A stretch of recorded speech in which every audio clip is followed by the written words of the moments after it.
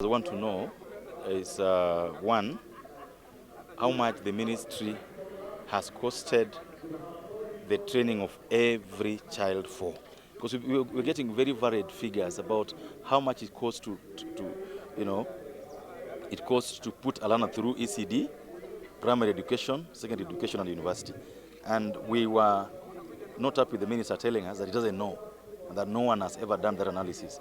So on what basis are we budgeting for our learners if the minister doesn't know how much training a child at university costs? Basically, our issue is the confusion in communication of major policy reforms and how the system is supposed to work. Transition from KJSA, from year 9 to year 10, you've seen how it's been marred by confusion.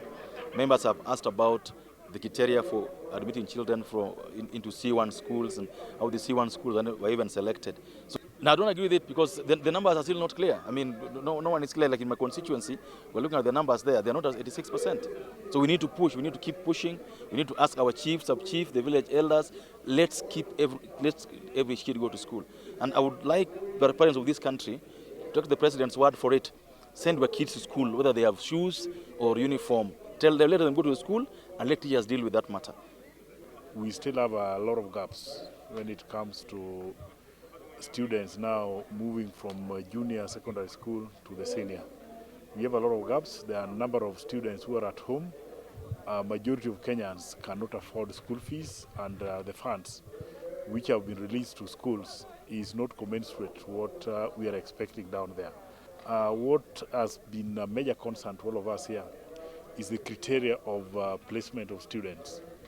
Yeah, because when you look at students going to schools, a number of students have not been placed where we think they'll benefit a lot. So we tried to ask the minister to ensure equity when it comes to distribution of teachers and resources. Because if we concentrate most resources in fully established schools, we still have students, the bulk, around 36%, in poorly managed schools. He has promised here to do laboratory in over 1,000 schools. So what we are looking for as Parliament, we want him to come out clearly and display the list of those who are going to benefit, because if you have skewed way of benefiting, it's hurting most students in the country. The minister has also reported that there is a support which the minister has gotten from the Kuwait government. And to our surprise, all the support is concentrated in Nyamira and Kisii counties. So what we were asking, if you are the minister and you are coming from Kisii region, must all the donor support go to where you are coming from? Those are the things which we are trying to ask ourselves. Because it's become that 6% is too far. We are the ones from the constituencies, and I can say if the score best is at 70, we still have a number of students outside who are still looking for space, who are still looking for fee, who are still looking for support to go to school. I want to urge the Minister of Education, and especially the Minister, the PS, and everyone. Let us take our education serious. Because you see, they are just talking, but they are not implementing. Think like we are joking with education. Hii pesa ya capitation, hata kama imekuja, ni pesa kidogo sana. Na ukiona tukisema ati watoto waende shule na zile uniform kama vile president alisema, bado it is not implemented. So I would like to ask our chiefs, our administration, take that upon themselves. Wahakikishe hakuna mtoto amebaki nyumbani. No, hakuna because tuko huko mashinani. Hakuna, haiko. Na unajua, they are just saying that when seated in their offices. They should come on the ground, wajue what is happening. Wasikae kwa ofisi kusema ati implementation iko 96%. Hakuna, hata sincerely speaking, haijafika 45%.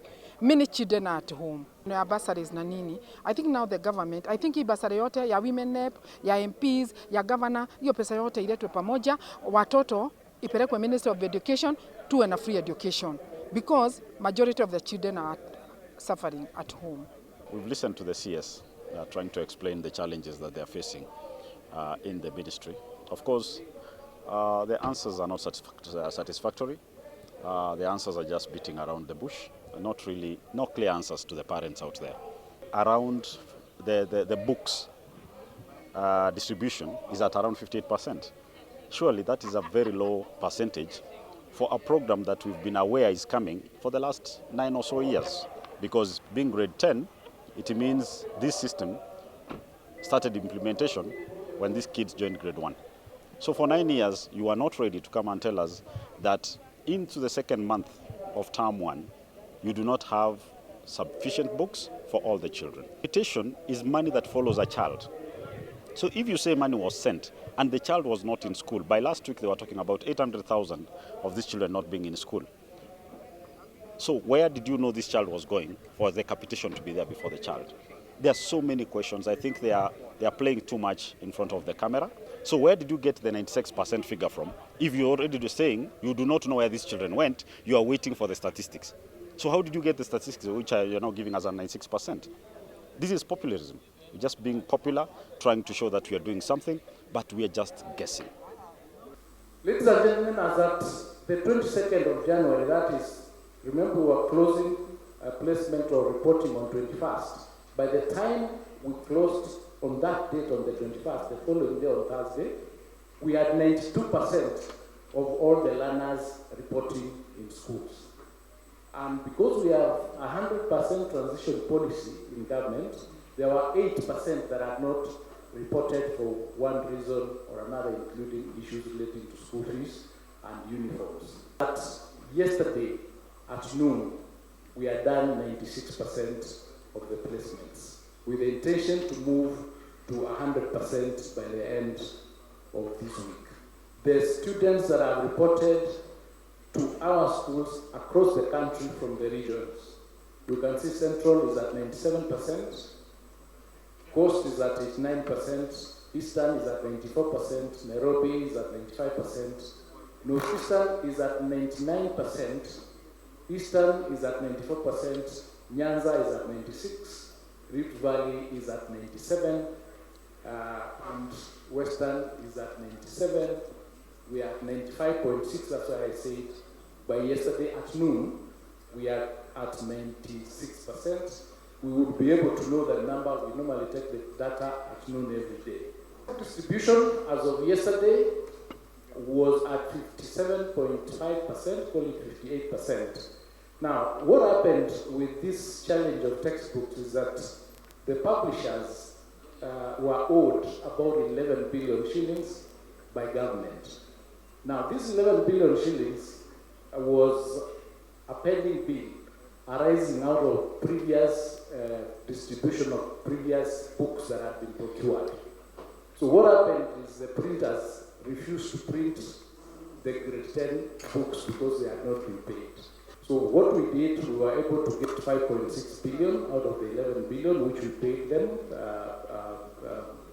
during the second week of January, and therefore the printing started and distribution started. So we plan to complete the distribution of these books at 100%, having one textbook per learner per each learning area by the first week of February. That's next week. For primary, we need 9.7 billion. For junior school, we need 49 billion. And for senior school, we need 76 billion, making a total of 136 billion. What you allocated and what Treasury allocated for primary is 7 billion instead of 9. For junior is 28 billion instead of 49. And for senior school is 51 billion instead of 76. On the 2nd of January, remember schools were opening on the 5th of January, government was able to release 50% of what is allocated. That is 44 billion. And you note on that slide on term 1 capitation, which we normally do 50% term 1, term 2 we do 30%, and term 3 we do 20%. So if you go to the previous slide where the allocation is 87 billion, you will see that we have released 44 billion, which is 50% of the 87.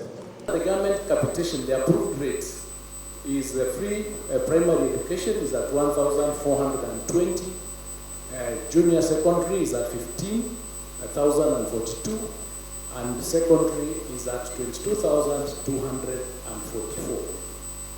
Those figures have not changed, despite the various statements that you see where people are saying that we reduced capitation.